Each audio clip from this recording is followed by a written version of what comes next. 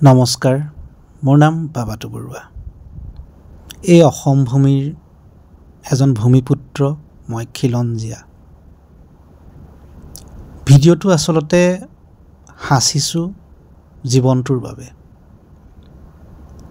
যেতিয়া গম পালোঁ মোৰ ঘৰৰ নিচেই ওচৰত জুবিনদাৰ হ'ব এখন জুবিন ক্ষেত্ৰ, মই সমাধি ক্ষেত্ৰ শব্দটো ব্যৱহাৰ কৰিবলৈ খুব টান পাইছোঁ।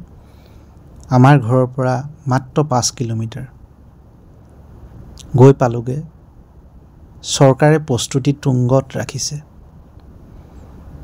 কাৰণ ইয়াত অসমীয়াৰ ৰজা, 21 শতিকাৰ ৰজা মৰমৰ জুবিনদাই বিশ্ৰাম ল'ব। এই ক্ষণটো সাঁচি ৰাখিছোঁ ভিডিঅ' যোগেদি। অজস্ৰ লোক হ'ল আজি, অজস্ৰ। অকল ইয়াত উপস্থিত থকা বুলিয়েই নহয়, অসমৰ বিভিন্ন প্ৰান্তত, গোটেই অসম, ভাৰতবৰ্ষৰ বিভিন্ন ঠাইত, পৃথিৱীৰ বিভিন্ন ঠাইত জুবিনদাক সোঁৱৰিছে। আমিও নিজে আজি এই 4 নম্বৰ দিন অকণো বেলেগ কামত মন বহাব নোৱাৰিলোঁ,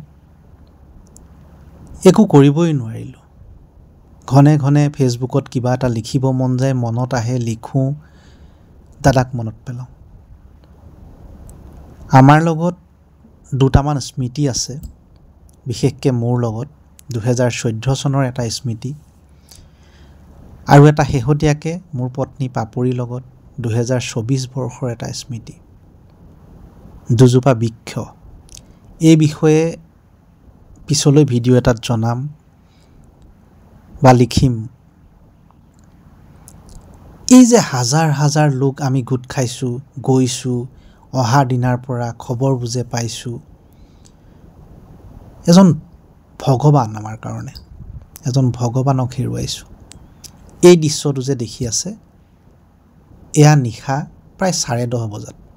এতিয়াও চাওক, অগণন মানুহ, অগণন মানুহ। জ্যোতি বিষ্ণুক আমি লগ নাপালোঁ, ভূপেন দাকো অকণমানহে লগ পালোঁ, কিন্তু জুবিনদাৰ আমি দেখিলোঁ। আমি একদম জীৱন্ত ভগৱানক আমি দেখিলোঁ। এফালে সুখ অনুভৱ কৰিছোঁ, আমি দেখিলোঁ, কিন্তু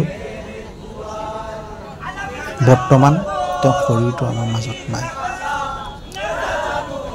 মন খুব বেয়া, মন অস্থিৰ, কিন্তু আমি আগুৱাব লাগিব।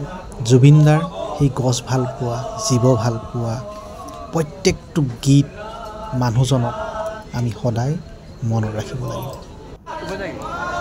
আৰু জুবিনদাৰ ক্ষেত্ৰত আমি ভবাৰ দৰে যদি কিবা ভুল হৈছে, উচিত তদন্তৰো আমি এই ভিডিঅ'ৰ যোগেদি আশা কৰিলোঁ।